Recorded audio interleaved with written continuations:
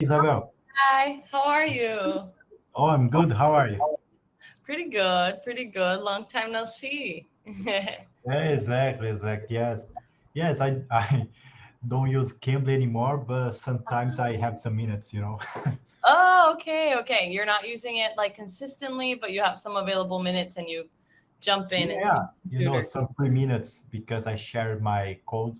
Sometimes I have some minutes. Oh, Yeah, amazing. Oh, nice. yeah, and maybe I was thinking maybe I can like pay Cambly again to learn Spanish. I don't know yet, but Definitely. yeah. I'd be happy to help you out with that if you ever wanted to. Of course, yes, yes. You were like the first person that I thought, to help me with that.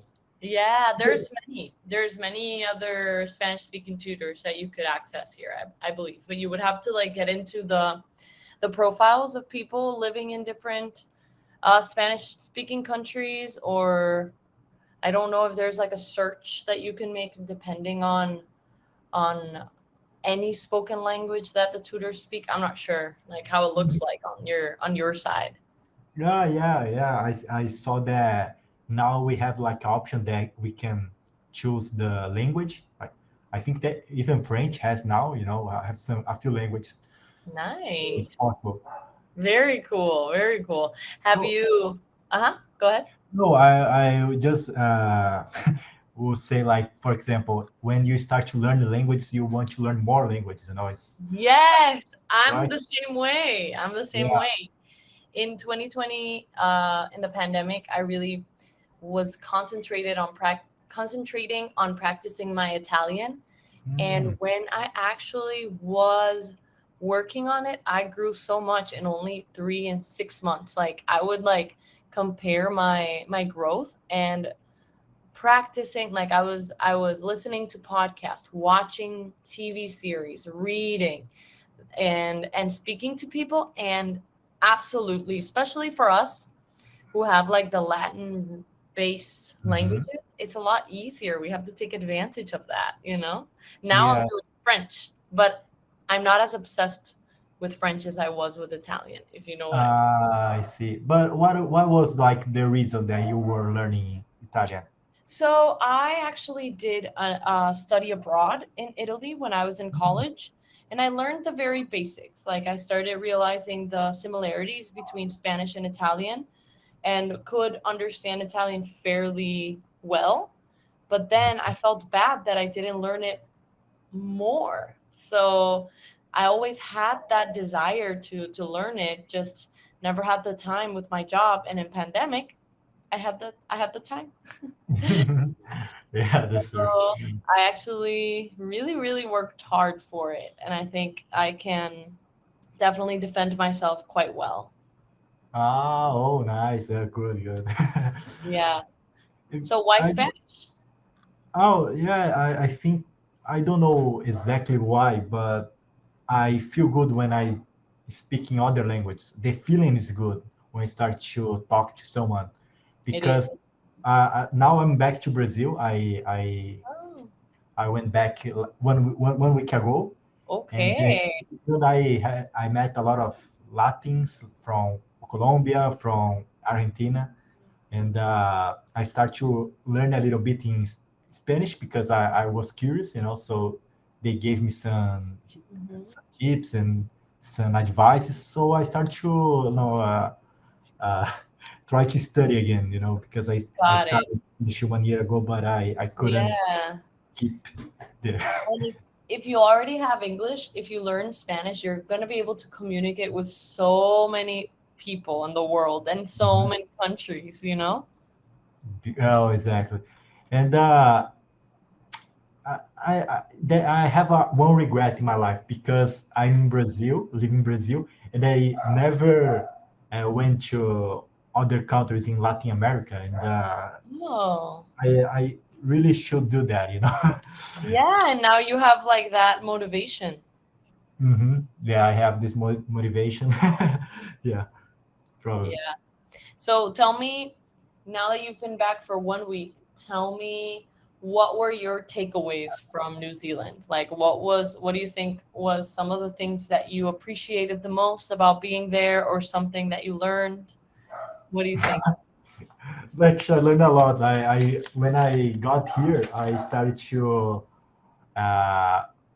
I started to write it down some things that I learned, and I don't know. My list has like 50 new Amazing.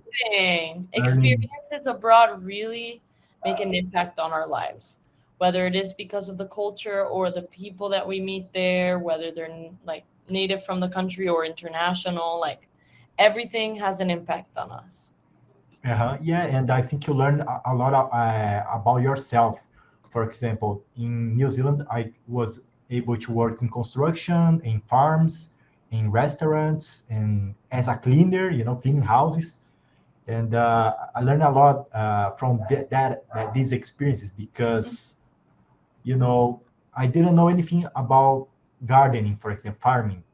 And then I started to work, and I realized that I could learn fast, and we I don't think we have an idea that how our brain works, because he adapted really well, and Yeah, in any kind of situation, so I felt good, I felt confident, because oh my god, I can learn everything, I had this feeling that I can learn everything now.